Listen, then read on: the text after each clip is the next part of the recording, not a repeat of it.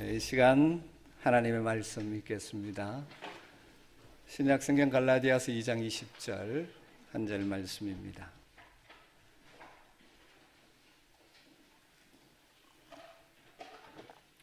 갈라디아서 2장 20절 말씀 같이 한 목소리로 읽겠습니다.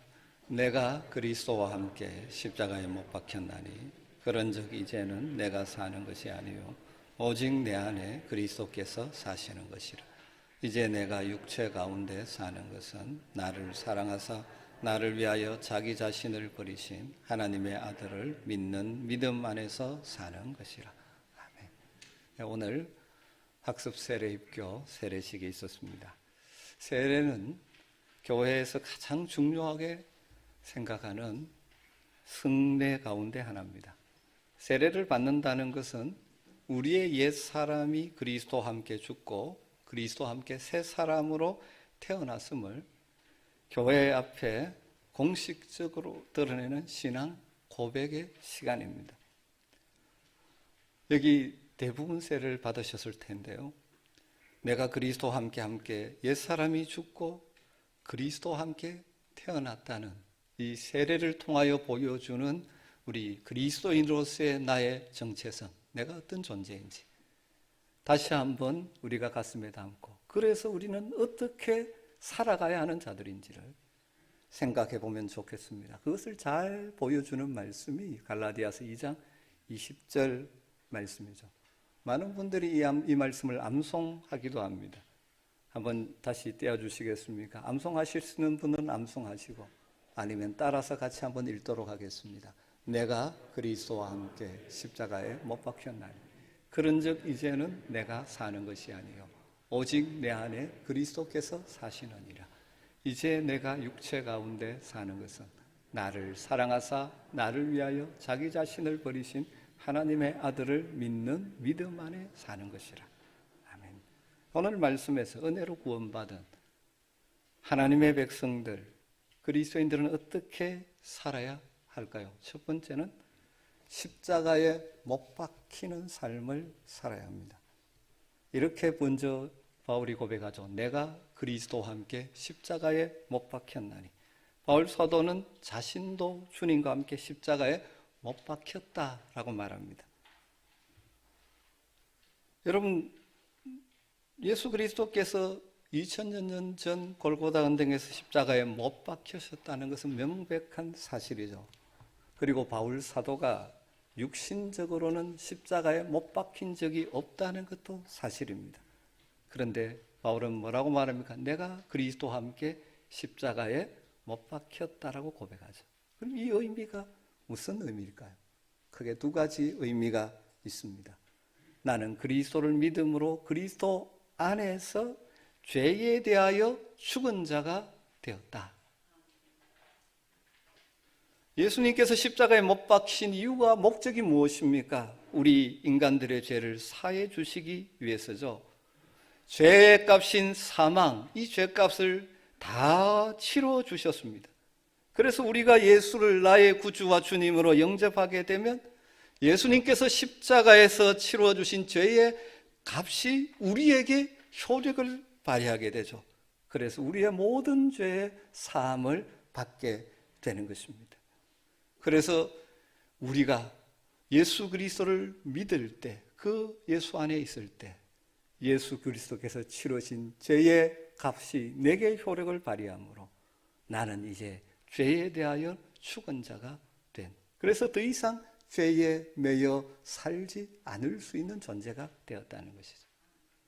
내가 그리스도와 함께 십자가에 못 박혔다는 이 고백 속에 두 번째로, 그렇기 때문에 우리는 그리스도 안에서 날마다 옛자, 죄악된 본성을 따르던 옛자에 대해서 죽는 자가 되어야 한다는 것입니다.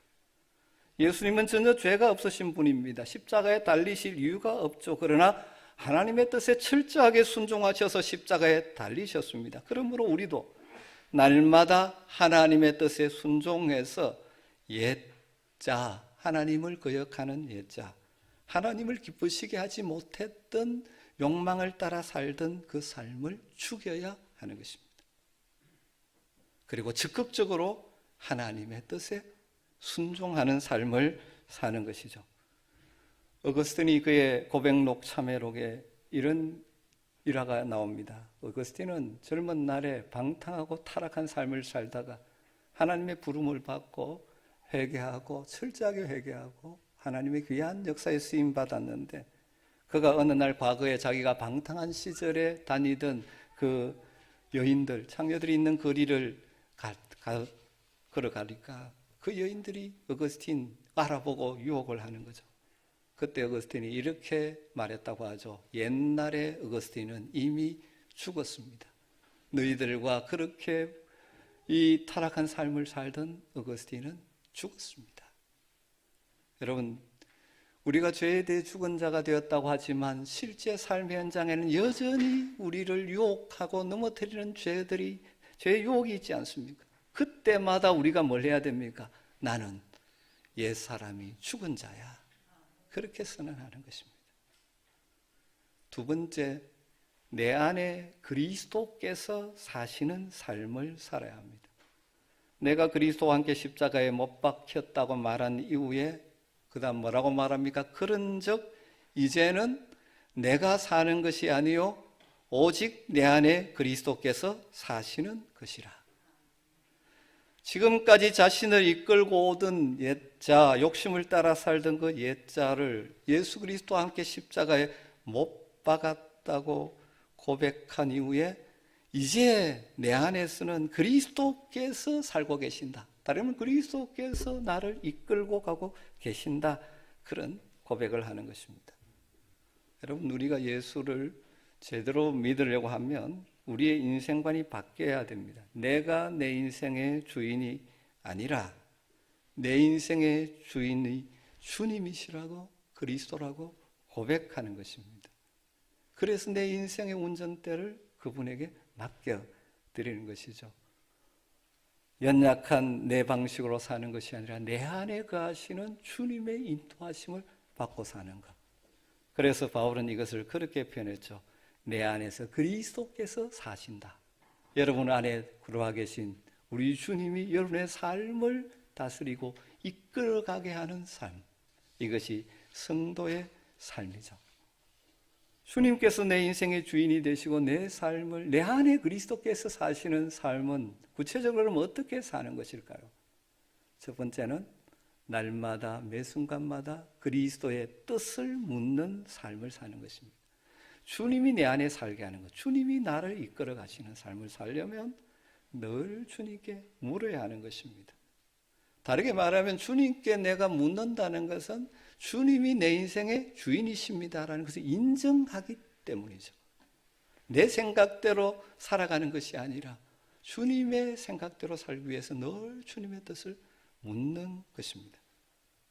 지미 카터 전 미국 대통령이 재임 시절의 일화 가운데 이런 일화가 하나 있습니다. 어느 날인가 하루에 24번을 기도하셨다고 합니다. 왜냐하면 다급하게 처리하고 바로 판단해야 될 일이 그날 많은 날이었습니다. 그래서 두렵고 떨리는 마음으로 하나님께 물었다는 것이죠.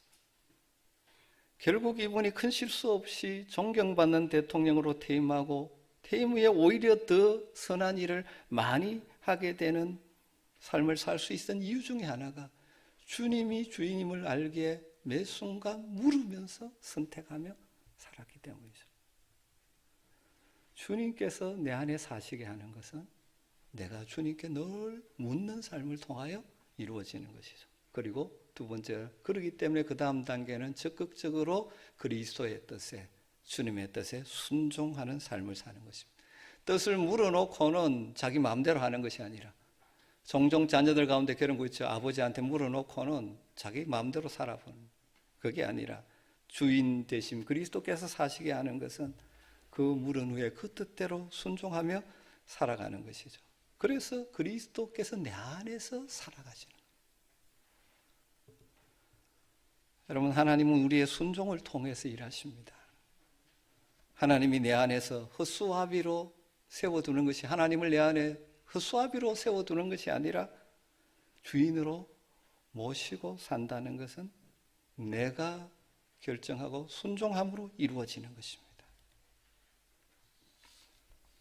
마지막 세 번째로 우리가 그리스도인답게 산다는 것은 믿음 안에서 사는 것입니다. 계속해서 바울이 뭐라고 말합니까? 이제 내가 육체 가운데 사는 것은 나를 사랑하사 나를 위하여 자기 자신을 버리신 하나님의 아들을 믿는 믿음 안에서 사는 것이라고 말합니다. 내가 십자가에 못 박혔다. 그래서 날마다 나를 죽이는 삶을 살고 그리스도께서 내 안에 살아가도록 하는 그런 삶을 사는 비결이 이것입니다. 믿음 안에서 사는 것입니다. 믿음 안에서 산다는 것은 모든 것을 예수 그리스도를 믿는 믿음 안에서 믿음의 관점에서 생각하고 사는 것입니다. 모든 상황을 하나님을 사랑하는 믿음 안에서 느끼고 살아가는 것입니다.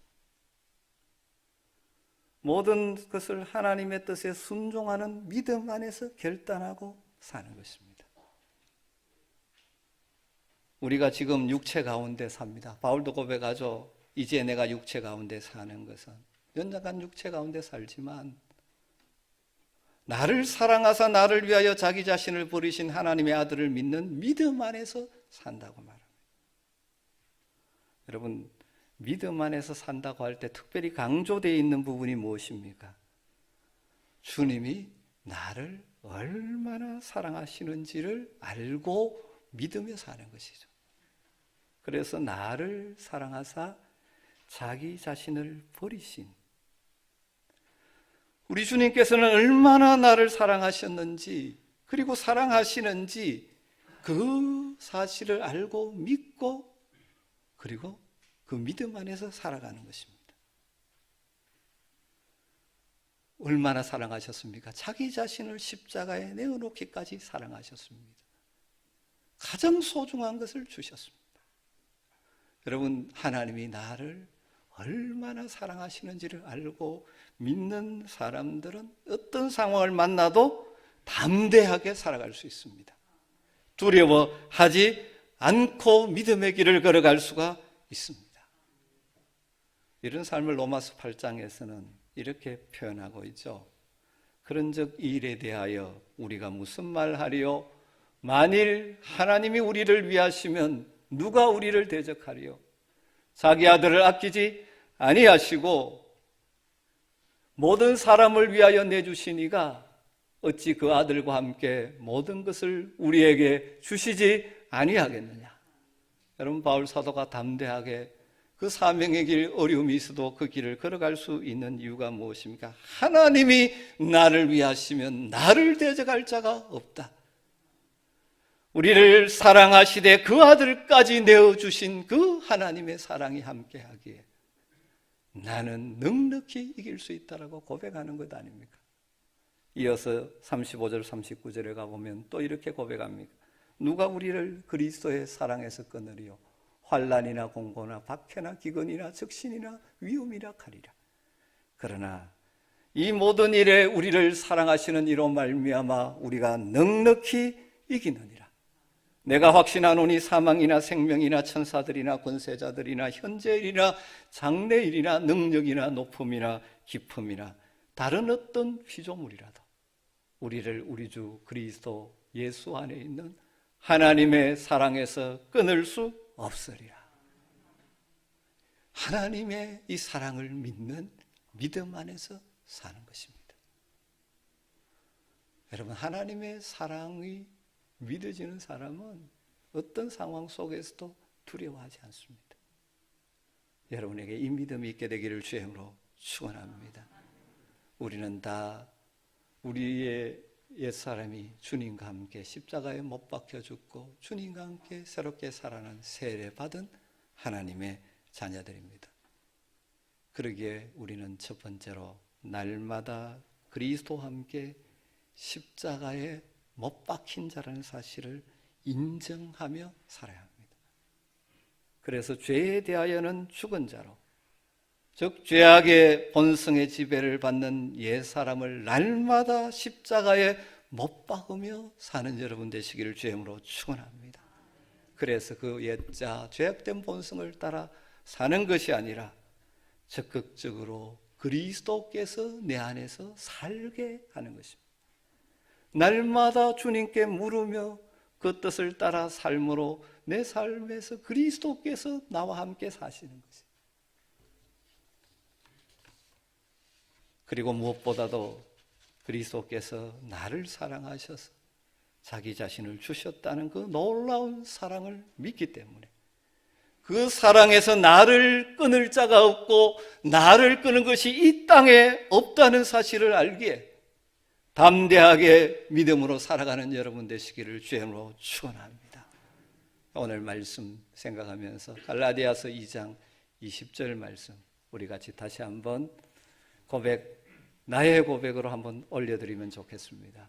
내가 그리스도와 함께 십자가에 못 박혔나니 그런즉 이제는 내가 사는 것이 아니요 오직 내 안에 그리스도께서 사시는 것이라. 이제 내가 육체 가운데 사는 것은 나를 사랑하사 나를 위하여 자기 자신을 버리신 하나님의 아들을 믿는 믿음 안에서 사는 것이라. 아멘. 기도하겠습니다.